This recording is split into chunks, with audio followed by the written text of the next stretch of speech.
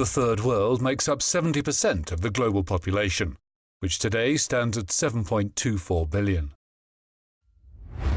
The youth segment constitutes 85% of the population of developing nations. According to the Arab League Educational, Cultural and Scientific Organization, which operates as part of the United Nations, the percentage of illiterates in developing nations is 20.6%.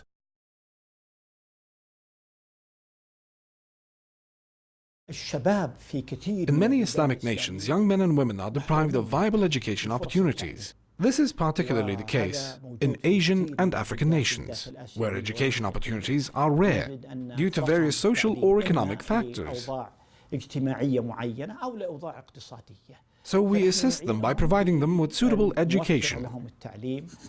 From this standpoint, the World Assembly of Muslim Youth, WAMI, works through its scholarship programs to provide education opportunities as well as financial and emotional support to distinguished youth, with the objective of producing individuals who are able to serve and develop their communities. Education, after all, is the key driver of progress and a primary measure of social development. Dr. Jamil Kabaja is a Palestinian living in Saudi Arabia. He heads a medical center in Riyadh and is a medical trainer specializing in first aid. He received a scholarship from WAMI covering his education in Jordan. Thank God I graduated high school first in my cluster across Jordan and Palestine. I did my general secondary exam in Palestine and was awarded first place amongst my fellow graduates. I received a scholarship through the Palestinian embassy in Jordan to study in the University of Jordan. The funding was revoked for a variety of reasons. WAMI had searched for me, having heard of my distinguished performance. They communicated with me through the University of Jordan, expressing their desire and willingness to offer me a full scholarship to study medicine at the University of Jordan. And thank God they kept their word, covering my expenses up until graduation. Comoros is an Arab state located in the Indian Ocean, a nation that suffers from the scarcity of graduate educational programs. It is therefore that the young men and women of Comoros are forced to enroll in universities in the Arab world. Dr. Salma Abdullah, who today works as a doctor in the largest hospital in Comoros, is one of the beneficiaries of the scholarship program offered by WAMI, having received a scholarship covering the duration of her education. I received a scholarship from Al-Ahfad University in Sudan. After I moved there, I faced difficulty finding suitable accommodation. I decided to contact Sheikh Abdullah Makki for assistance. He introduced me to WAMI and asked me to collect all the relevant documents and certificates. The Sheikh then forwarded the documents to WAMI.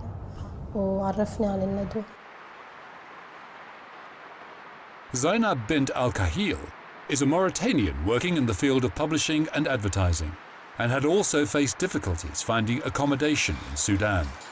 She received a full scholarship from WAMI, covering the entirety of her education expenses.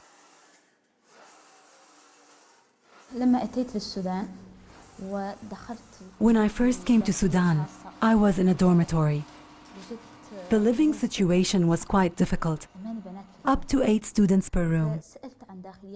I searched for better dormitories and was told of one operating under WAMI. They requested my documents, such as my education certificates, my passport, and transcripts. And a short while later, they welcomed me into the dormitory. They operated as part of their offices. And thank God, I received a full scholarship shortly after that.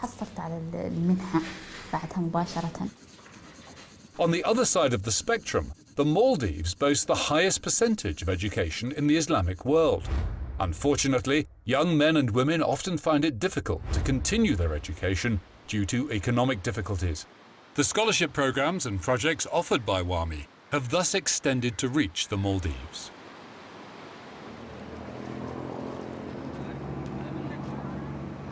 Dr. Mohammed Shaheen, who received a full scholarship from WAMI, covering the duration of his education, occupies the position of a minister in the Maldives.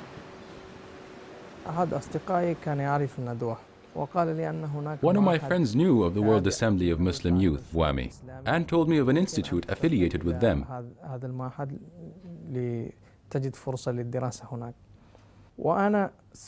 I traveled alone, looking for this institute, moving from one contact to another as we looked for education and righteousness, until we reached the headquarters of the World Assembly of Muslim Youth, WAMI. WAMI had allowed me to overcome the initial obstacle, but that was my goal, to pursue my education and to become an active contributor to the Mauritanian and Islamic communities, both culturally and scientifically.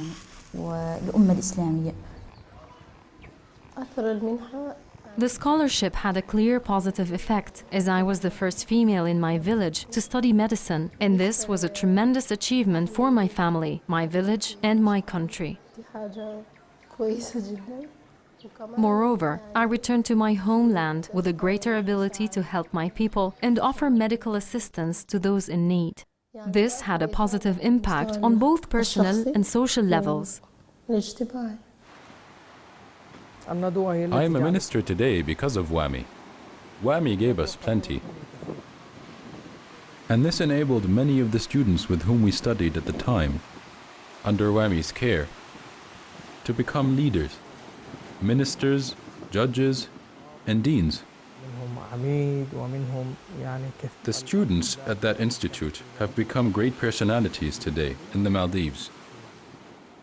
I therefore wish that all those who have benefited from WAMI services and scholarships to assist the organization and other similar charity and social development projects, to provide as much service as possible to our nation. WAMI is unable to do this by itself. It can only achieve this by collaborating with other global and Islamic organizations, and with other communities and government agencies in the Arab and Islamic world. Only then can we reach a shared and logical understanding, which is what we are working toward.